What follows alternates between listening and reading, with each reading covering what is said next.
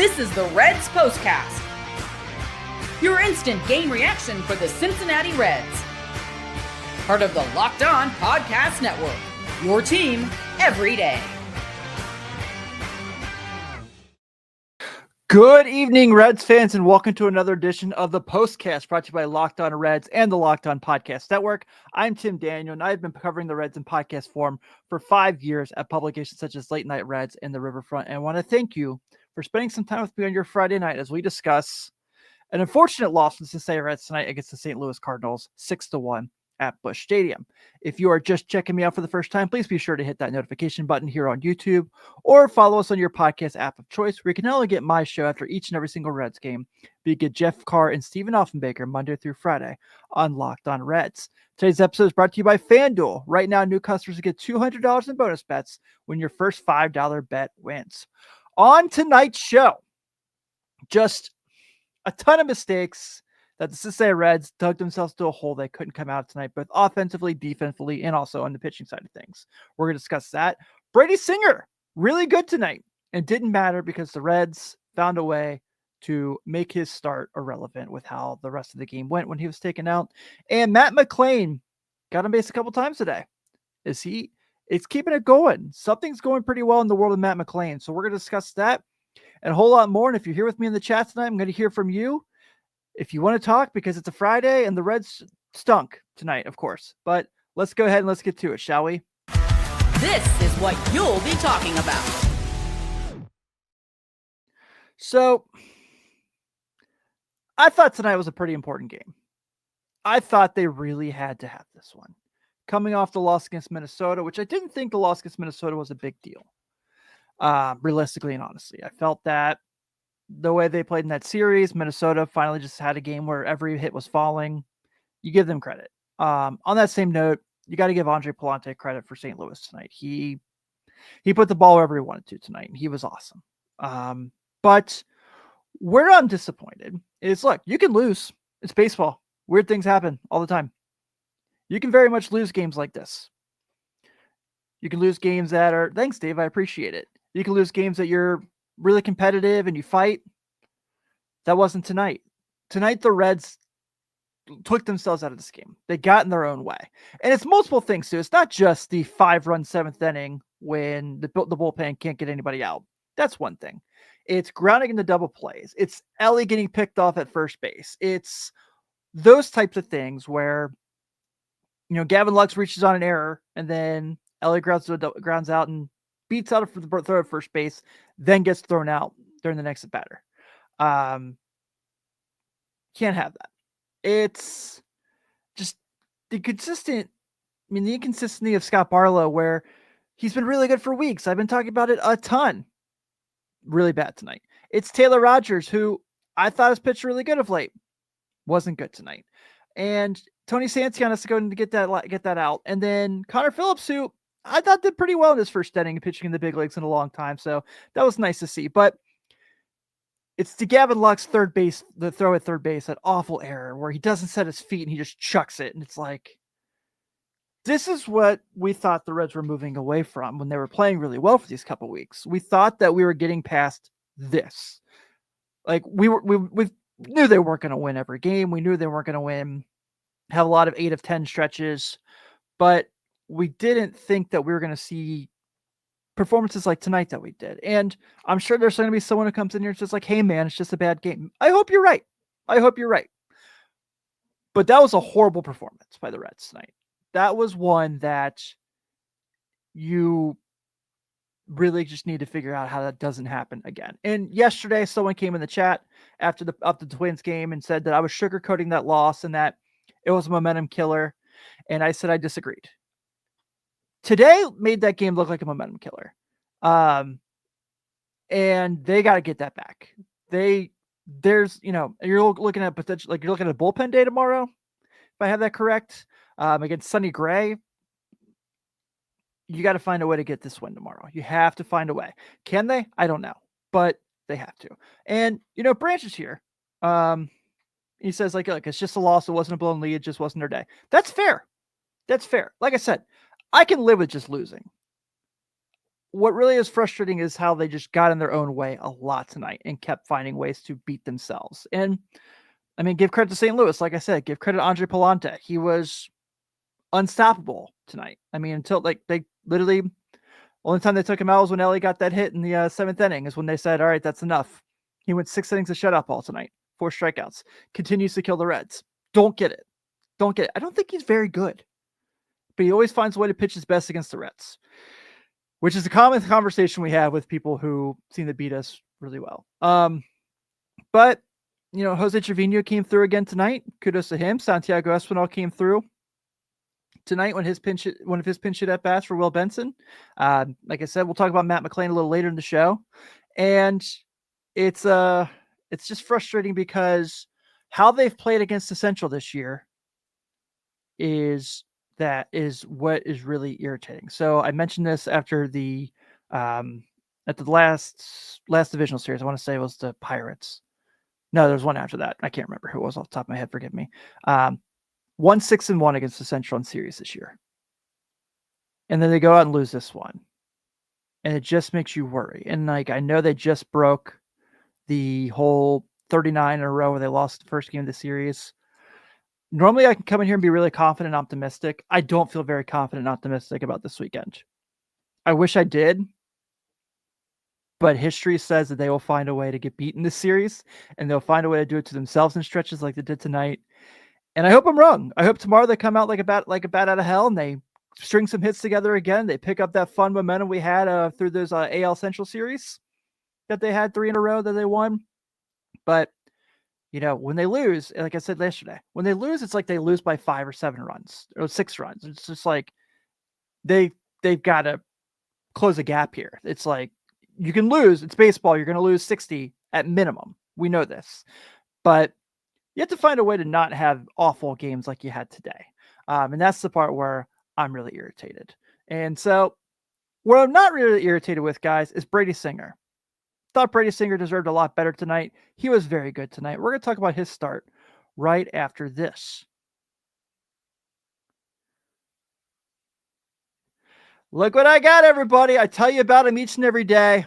And I brought him to the show tonight because I had to eat him because something had to make me feel good about a god-awful Cincinnati Reds game tonight. And of course, if you're listening on audio and not watching on the YouTube show, I'm talking about Wonderful Pistachios. I know Dave Megram's in the chat, and he ordered a box of Wonderful Pistachios himself from watching me talk about it. And this very flavor, jalapeno lime. Jalapeno lime is my absolute favorite. Wonderful Pistachios is one of the highest protein nuts, each one out serving as 6 grams of protein and giving you over 10% of your daily value. Plus, they're packed with fiber and better for you unsaturated fats to keep you feeling fuller longer. I showed it right here. This is the only great flavor. Smoked barbecue, jalapeno lime, chili roasted. There's so many good flavors. There's a dill pickle one I saw on Amazon, and I cannot wait to get my hands on that. And so to try that one as well. But Wonderful Pistachios brings you everything you need from a delicious snack. It replaces your potato chips. It replaces your pork rinds. It replaces your salty pretzels. It has it all right there for you. No shells for that wonderful grab and go ease. Whether you're running meetings or dropping the kids off, Wonderful Pistachios is a snack that works as hard as you do. Get snackin' and get crack with a snack that packs a protein punch. Visit wonderfulpistachios.com to learn more. Folks, tomorrow on Sunday night, we have the 2 greatest words in sports. Game 7. The NBA Finals have gifted us with Game 7 between the Indiana Pacers and the Oklahoma City Thunder. And FanDuel is here with you to make us see that just more important. With these can't-miss moments, these highlight-worthy performances, these major momentum switches we're seeing night after night in these finals, FanDuel is making it that much more interesting and making it easier to stay in the game before tip-off and live. With player props, performance trends, and same-game parlays, fans have way more ways than ever to play smart and win big. Which players are shown at the biggest moments? I'm talking about right now. If you're Shai Gilgeous-Alexander, Sunday night is a night to make your legacy. And I think Shai Gilgeous-Alexander is going to do just that. It's Game 7. OKC is at home. This Indiana team has probably hung around a lot longer than many people thought they did. It's now up to Shai Gilgeous-Alexander to take care of business. And I love his bet right now. If you go on FanDuel, his player combo for the points, rebounds, and assists right now is over 43.5 and minus 122. And if you put $5 on that and it wins, you get $200 in bonus bets. Take every moment more with FanDuel, the official betting sports partner of the NBA.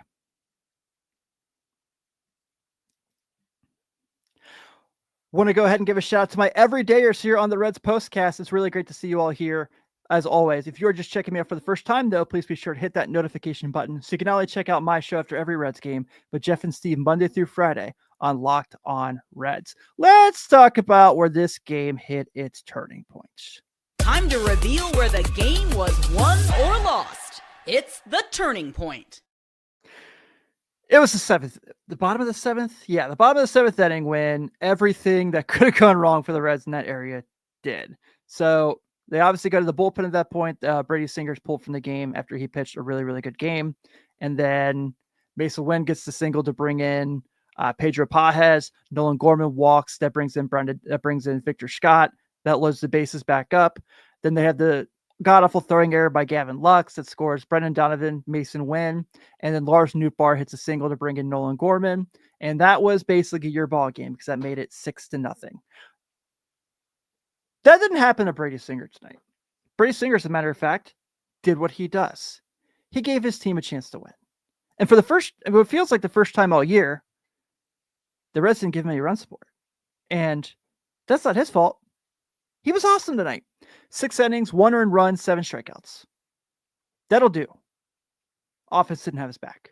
And it happens sometimes. Your offense falls apart. Your offense can't string hits together. Your offense can't make things happen. But Brady Singer did everything he possibly could for his team tonight. And he was terrific. And he's been, I think so far through the year, I know his numbers aren't the most attractive, but he's been really solid. I mean, last 7 starts, 3-3, 3.23 ERA, 39 innings, 28 strikeouts, 18 walks, a 1.28 whip. I've really liked what they've gotten from him through the year. And today he deserved a win. And I don't know how many times in the postcast this year I've come on here and said like, hey, that guy pitched so well, he deserved to win tonight. And we don't get to talk about it. It's just really irritating. It's really disappointing because he certainly deserved a great night tonight because of how well he pitched. He gave his team a chance to win, and they couldn't do anything with it. And like we talked about, bullpen, I was really worried about the bullpen after yesterday with how many guys they had to use. And then today, it didn't get better. If you thought that Connor Phillips was going to be the most impressive guy in the bullpen today, I don't know what to tell you. You probably should have put that on FanDuel. But Scott Barlow goes a third of an inning, gives up 2 runs. Taylor Rogers goes a third of an inning, gives up 3 unearned runs with 2 walks. Tony Santillan goes a third of an inning, gets the final out that they needed, and then Connor Phillips throws the 9th. So they at least got Connor Phillips to get an inning out of him, and I thought he looked pretty good. He did give up a hit and a walk, but had 2 nice Ks. I hope they keep him up for a little while. I thought that he certainly has earned that chance. They might not have a choice because it looks like tomorrow's not going to be very fun either. We'll see how that all shakes out, but I haven't seen if they've announced a starter quite yet. Still give the old TBD on the MLB app. So we'll check that. And we'll get to our Locked On Player of the Game. This is the Locked On Player of the Game. It's Brady Singer, guys. Who else could it be? He's the sole good thing about today's game. I mean, even Ellie De La Cruz had a hit and still got picked off. So can't really give it to anyone offensively. But it had to be Brady Singer for his excellent 6 inning, 1 earned run, 7 strikeout performance, bringing his ERA down to 4.13. I crapped on the offense a lot this whole episode. And you know what? I wouldn't have been doing my job if I didn't. But I have to say, even with the strikeout tonight, Matt McLain had some really good at-bats again. And Matt McLain's been playing really well of late.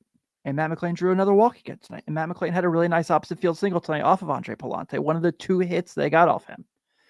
So if there's something good I can say about the offense, it's McLain continues to swing a really good bat. And we saw in the Detroit series where Tito hit him second in one of those games, and he delivered. I like my trends, guys. I like to bring those up and see how things are there. All the trends are pointing upward in the last 15 games for Matt McLain. Last 15, he's got a 298 average, 400 on base, 447 slugging. If you break that down to just the last 7 games, a 348 batting average, a 423 on base, a 478 slugging. And that's 8 hits and 5 runs in those 7 games. So Matt McLain's going. And I talked about this quite a bit where I thought Gavin Lux was a really good example of what Gavin Lux did last year. If you remember, he had the ACL injury the year before. And John, come on, man. It's one game. Like it's a couple games. Like, let's calm down about getting on Ellie. Why do we do this? Why do we every time he has bad games? Why do we do this? Like, he's 23. He's gonna have bad games. It's part of the process. He's just fine. He's been very, very good all year. Look at the numbers. But I'm going to ignore the rest of that before I go further down that rabbit hole.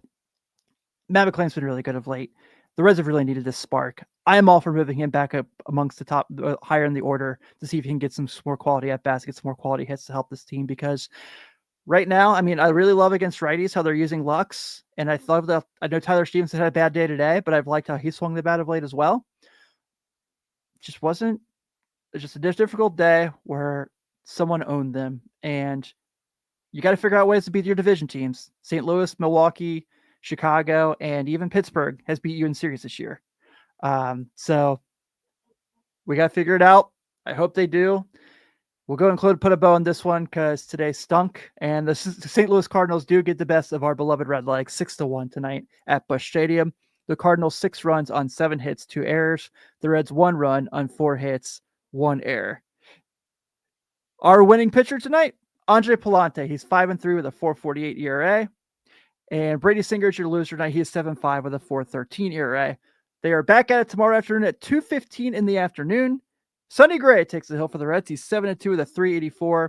The Reds look like they're probably going to be going down a bullpen day, but I hope that we figure something out and we get something going. I'll be back here tomorrow afternoon.